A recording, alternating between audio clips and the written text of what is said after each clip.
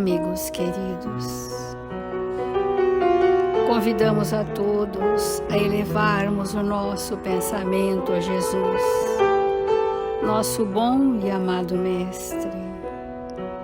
Senhor Jesus, nós confiamos na sua misericórdia, no seu amor em favor de todos nós. E queremos nesta hora, Senhor, nos entregarmos docilmente, para que possamos absorver dos seus ensinamentos as verdades de vida eterna. Nessas sendas que percorremos, Senhor, estamos em direção ao bem e à verdade, pelo influxo divino que nos rege nesta hora. Nos curvamos, Senhor, diante da grandeza do seu amor e te pedimos humildemente, Mestre, em favor de toda a humanidade, para que possamos acordar para a luz da verdade, para a força do bem constante, para a prática da caridade incondicional, que possamos acordar, Senhor, para vivermos aquilo que trouxemos de melhor em nós e expandirmos os nossos sentimentos mais purificados, uns em benefício dos outros, e juntos caminharmos. Nos primeiros 1000 passos do caminho, no ajuste com a lei, e mais 2000 para aprendermos a nos amar. Obrigada, amigos queridos, obrigada, Senhor Jesus, e que assim seja.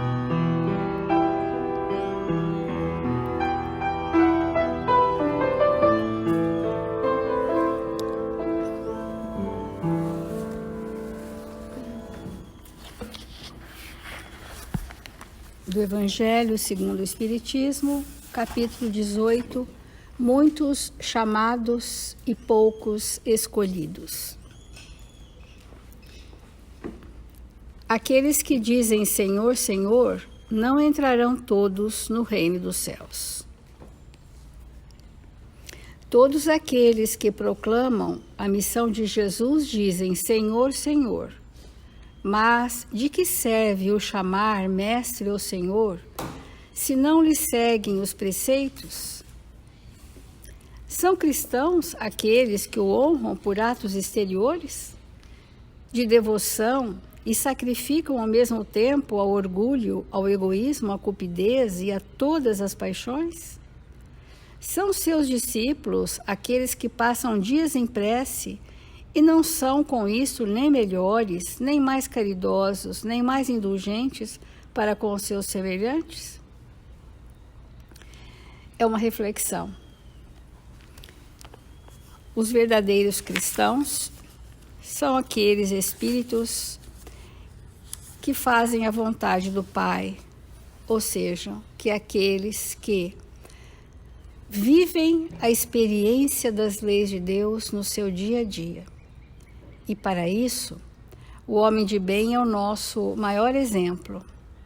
O homem de bem é aquele espírito que, em todas as leis, ele já fez algum progresso.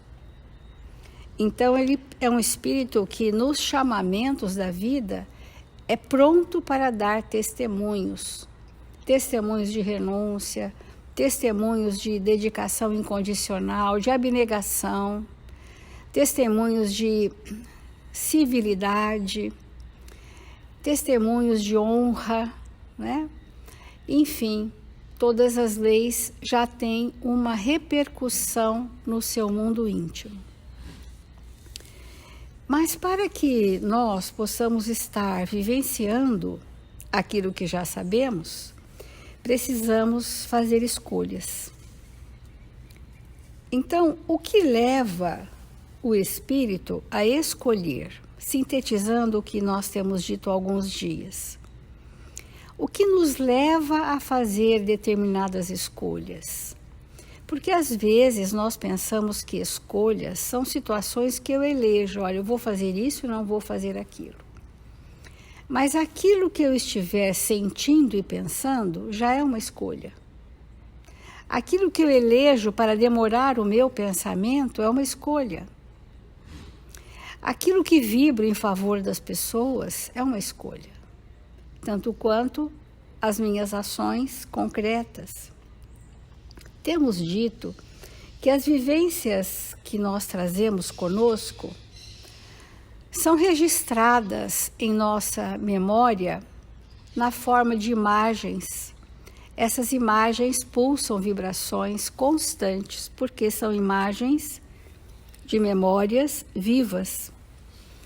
E se essas memórias do passado não foram ajustadas às leis divinas, ou seja, que trazemos muitas pendências evolutivas, situações que não foram resolvidas, elas são forças atrativas para nós estarmos junto de pessoas e situações que têm similitude energética com essas minhas memórias ou imagens mentais.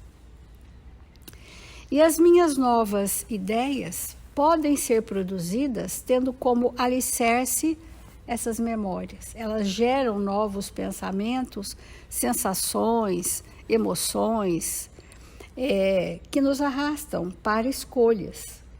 Então, as vivências geram uma atração para eu buscar determinadas situações porque encontra correspondência dentro de mim. Encontra registros dentro de mim, então é algo familiar e conhecido, então eu busco. Até memórias traumáticas parecem ser atrativos para nós. Quantas escolhas sofridas fazemos movidas por memórias traumáticas? Nós vamos ao encontro da dor, nós vamos ao encontro da desistência reencarnatória, nós vamos ao encontro dos desafetos, movidos por memórias sofridas, memórias doentes que ainda vibram em nós e nos geram comportamentos atrativos, que nós vamos chamar de escolhas. Quantas pessoas têm um forte perfil de característica de personalidade e de desistência? Desistência de si mesma, desistência da oportunidade, desistência do trabalho profissional. A qualquer obstáculo, a qualquer frustração, desistem e fazem a escolha da desistência, porque trazem dentro de si um registro de abandono muito forte. Então, essas são características da personalidade nossa que nos faz arrastados. Então, o que trago dentro de mim me impulsiona a repetir. Desde que eu não tenha ainda uma certa lucidez do que vim fazer na Terra. Se eu já tiver claro para mim qual é o chamamento, qual é o objetivo existencial, eu posso ter a força arrastadora de fazer aquela escolha na mesmice do passado ou tomar uma decisão consciente e dizer isto eu não quero mais para mim. Hoje sou um espírito lúcido e consciente e vim fazer uma aquisição, uma construção íntima nesta questão. Essa é a força do espírito, porque esse dever já está claro para aquela consciência. Ele já tem o dever, qual é o caminho que ele precisa fazer.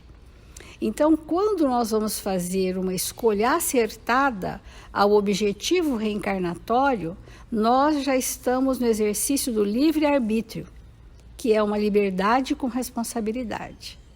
É sofrido muitas vezes.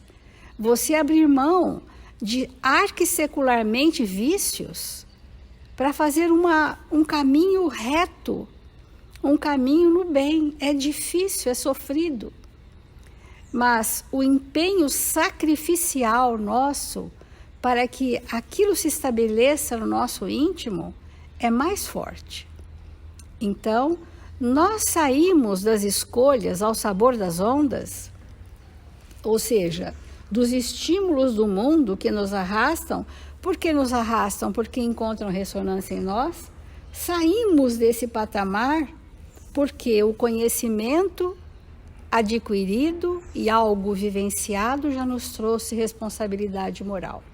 E o espírito que construiu a responsabilidade moral, ele tem um leme diferente. É o que nós vamos chamar de livre-arbítrio, que é proporcional à responsabilidade adquirida. Então, nós não podemos dizer aqui, olha, é bem simples nós fazermos aquilo a que viemos. Ainda não é, porque até que a gente dissolva, desconstrua aquelas imagens arquisseculares nas minhas memórias, que pulsam e geram um tropismo para que eu caminhe novamente nos cipoais do erro, eu preciso ter um norte lúcido.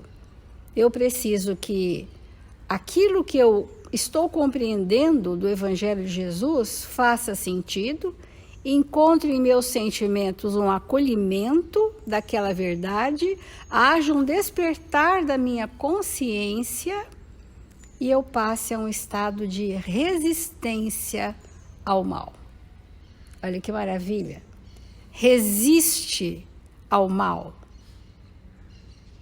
até que sobreponha nesta vida uma experiência tão mais feliz que a do meu passado, uma vivência tão mais brilhante, sentimentos tão mais nobres e esperançosos, que ao se contrapor a minha experiência dessa encarnação, luminosa e feliz, aos quadros de memória do passado, haja um reagente. E aquele quadro de passado sofre uma transformação no que se refere ao magnetismo que estava imantado de emoções doentes.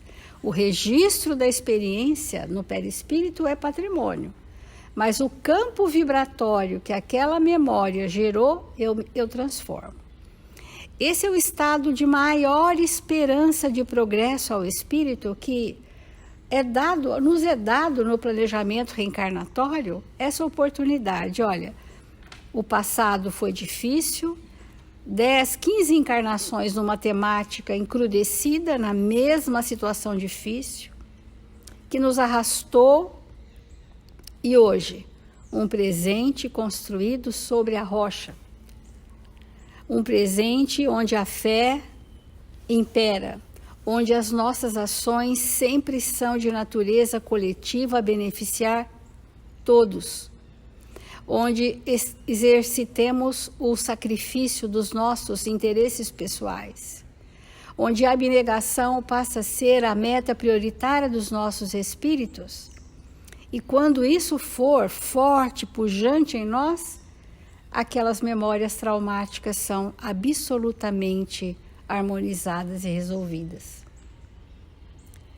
É muito importante nós sabermos nesse capítulo dos chamamentos e dos que se fazem escolhidos aqueles que, tendo a lucidez do seu programa reencarnatório, agem de conformidade com esse objetivo, acionando seus recursos morais, que todos trazemos, e outros que estamos construindo, para que a gente possa realmente construir um momento muito feliz em nossas vidas.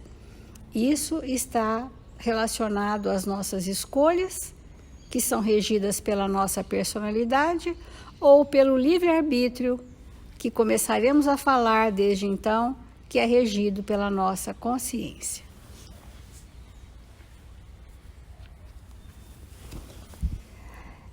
A nossa vida é feita de escolhas.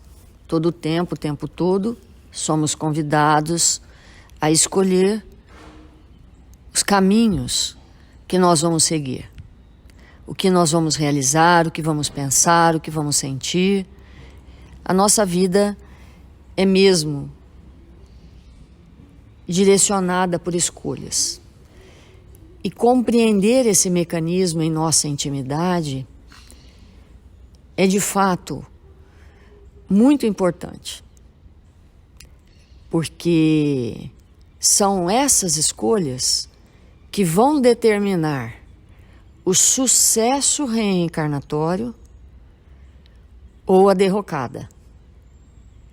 E muitas vezes nós sabemos que uma reencarnação bem-sucedida pode ser, aos olhos do mundo, uma reencarnação falida.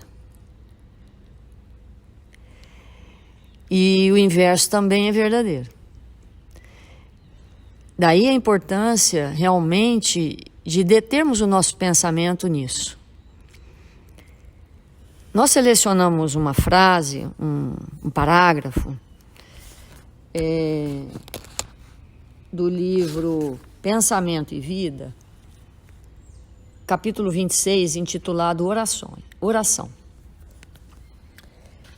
Por quê? Porque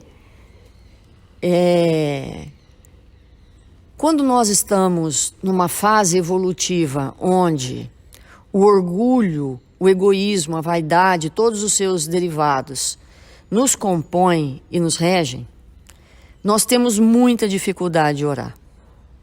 Muita. E por que essa dificuldade? Porque é difícil, nesse estado evolutivo, nós admitirmos que somos regidos. Que uma multidão de espíritos é que nos dirige. E, obviamente, que Deus, nosso Pai, está no comando. Mas, todo o tempo todo, quando nós fazemos uma escolha, é quase impossível na Terra nós escolhermos sozinhos. É quase impossível. Claro que o nosso orgulho não admite. Nós vamos dizer que não, que fomos nós. E conforme nós vamos admitindo que nunca estamos sozinhos, que nunca escolhemos sozinhos, que a escolha vai depender de com quem nós estamos sintonizados. Na medida que nós vamos admitindo isso, nós vamos tendo uma chance muito maior de êxito reencarnatório. E a prece, a oração, é, sem sombra de dúvida, um dos elementos mais importantes a se tornar um hábito espiritual.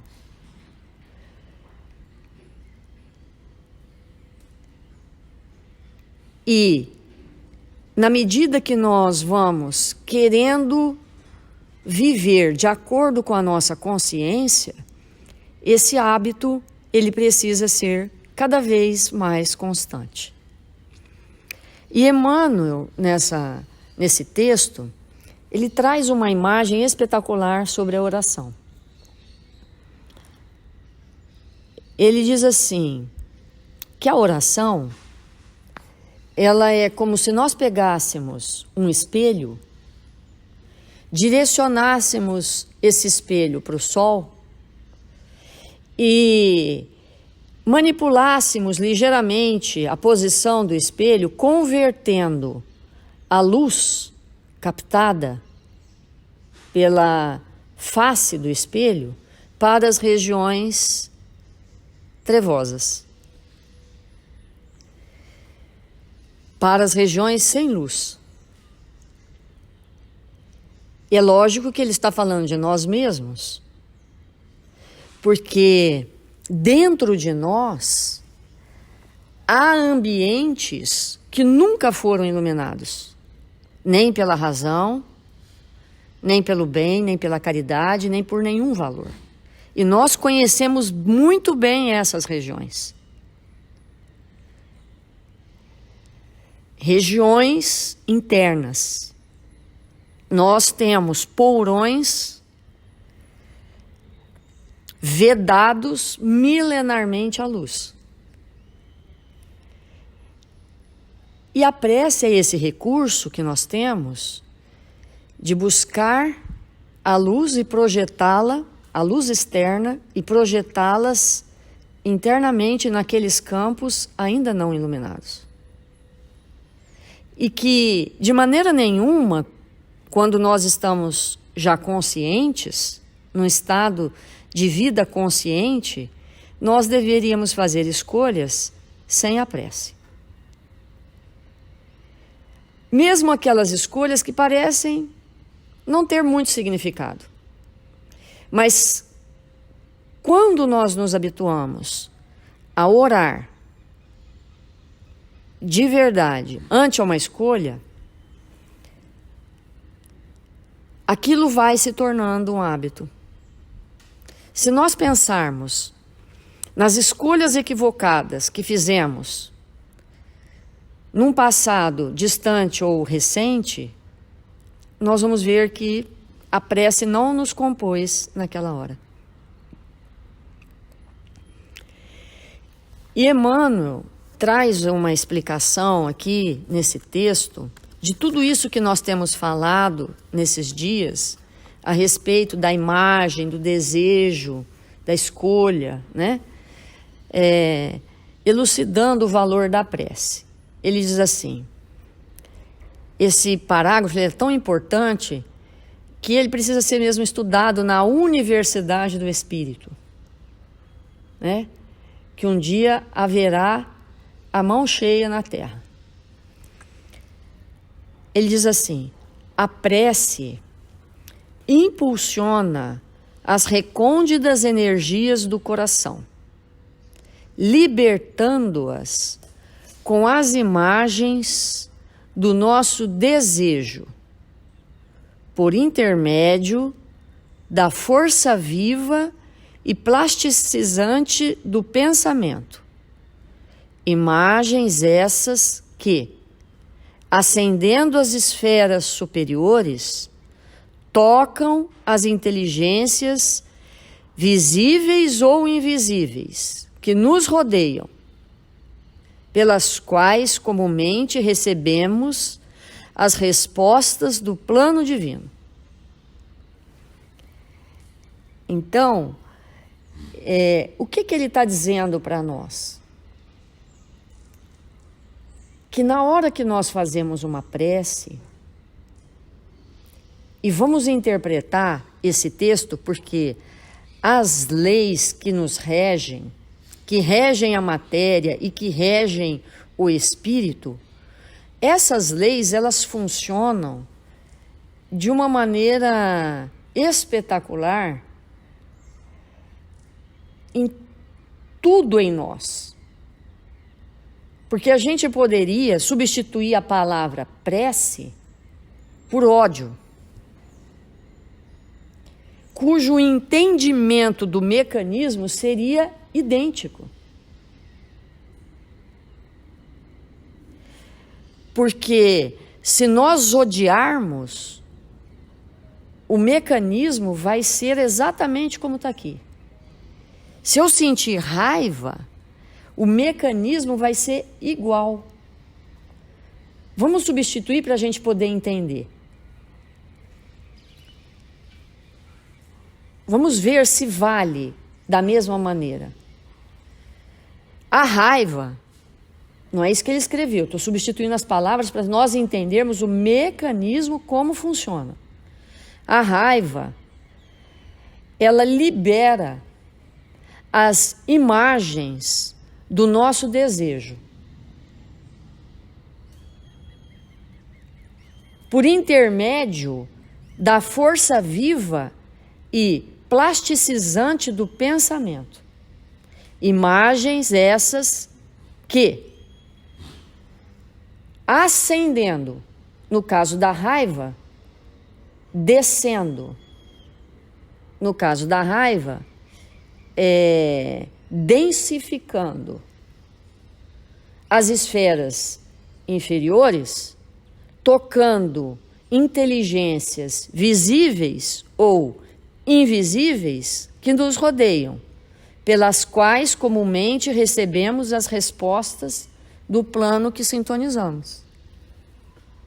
Porque é igual. Então, olha a importância de nós compreendermos o que Emmanuel está trazendo para nós sobre a prece. Porque essa prece que nós fazemos quando estamos na dúvida se vamos abandonar, como falou a Célia, ou se vamos prosseguir mais um pouco, angariando novas forças, novas resistências. Esse processo de escolher, acompanhado da prece, liberta essas energias que são impulsionadas pelo nosso desejo. Por quê? Quantas vezes nós abandonamos um lar, abandonamos uma profissão, abandonamos uma religião que escolhemos, abandonamos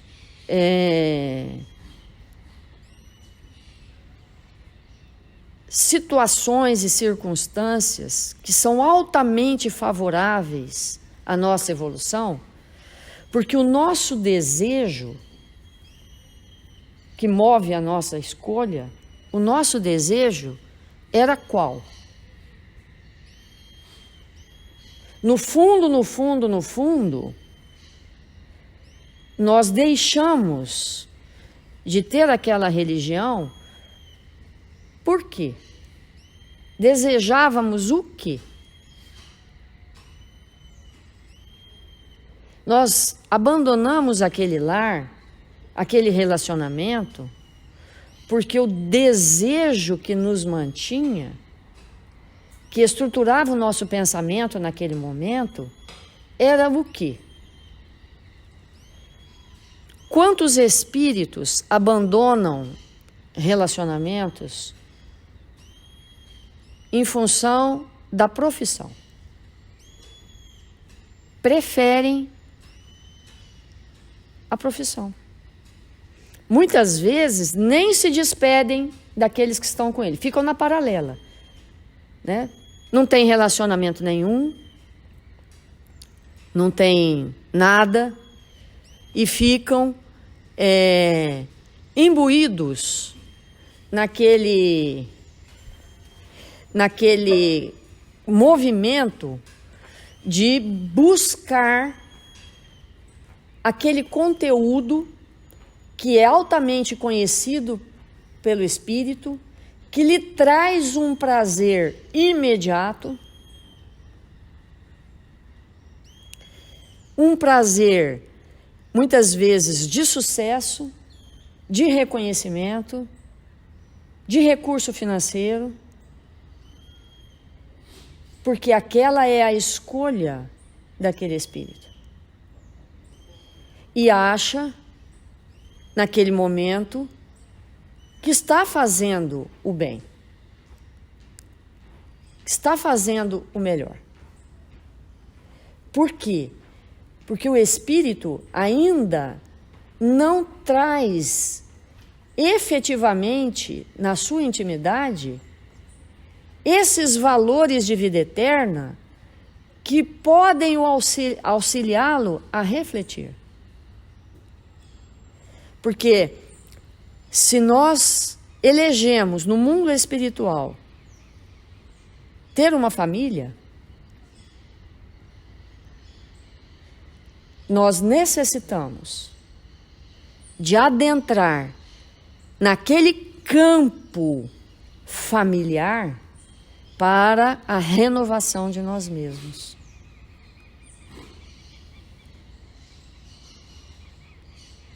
Nós não estamos dizendo com isso que nós não devemos nos dedicar a uma profissão que escolhemos.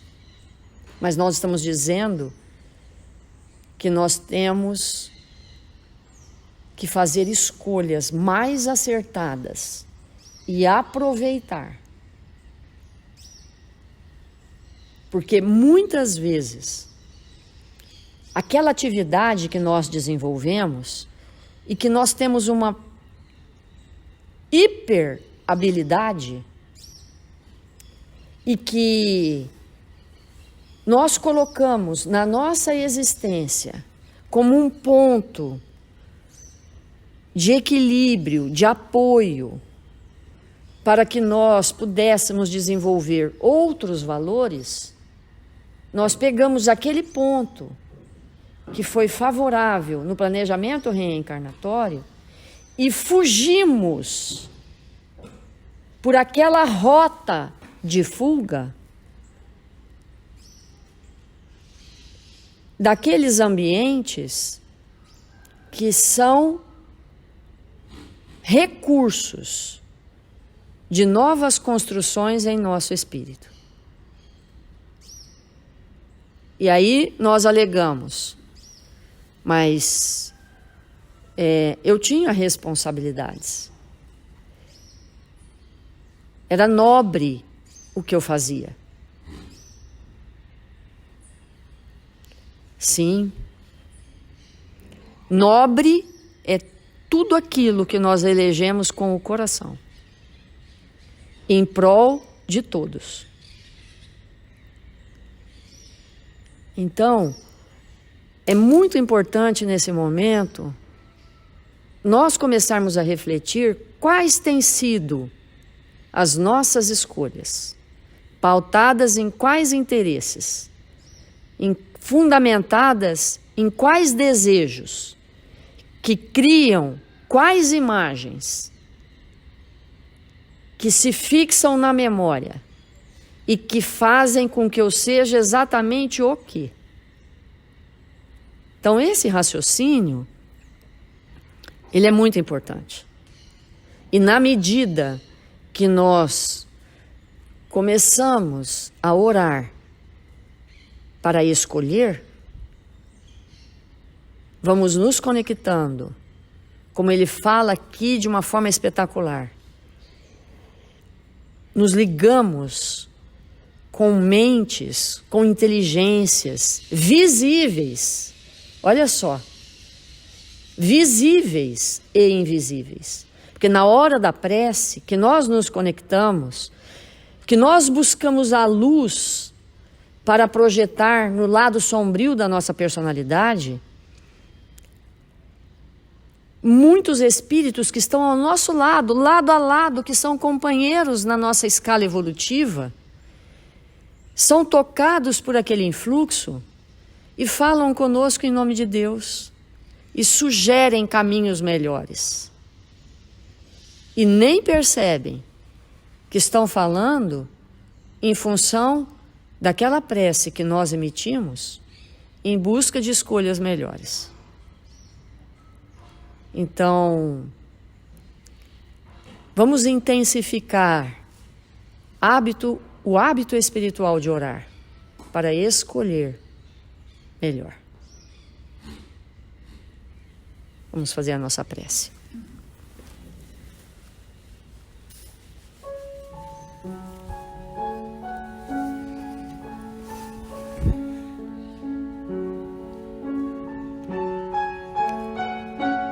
Senhor Jesus, divino amigo das nossas vidas, nós nos encontramos em seu nome, desejosos de aprender a escolher, Senhor, escolher contigo, ante aos teus ensinamentos, para que onde quer que estejamos, possamos, Senhor, servir. Mil vezes obrigado, Jesus, por esta manhã gloriosa em nossas vidas. pela presença generosa desses espíritos que nos amam, que nos acompanham o passo, que nos auxiliaram a planejar a nossa vida, que nos estimulam a prosseguir, a reatar os laços, porque juntos seremos mais felizes, felizes em espírito, seremos mais fortalecidos, fortes no espírito. Que nós tenhamos a coragem de refazer os nossos passos, indo buscar aqueles que no passado, recente ou mais distante, foram motivo da nossa desistência. Precisamos prosseguir juntos.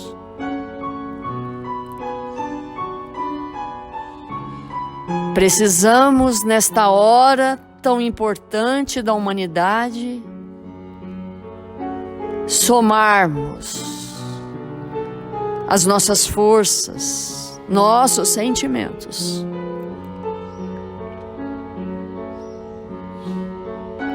para que possamos, Senhor, contribuir com o mundo de regeneração, regenerando a nós mesmos.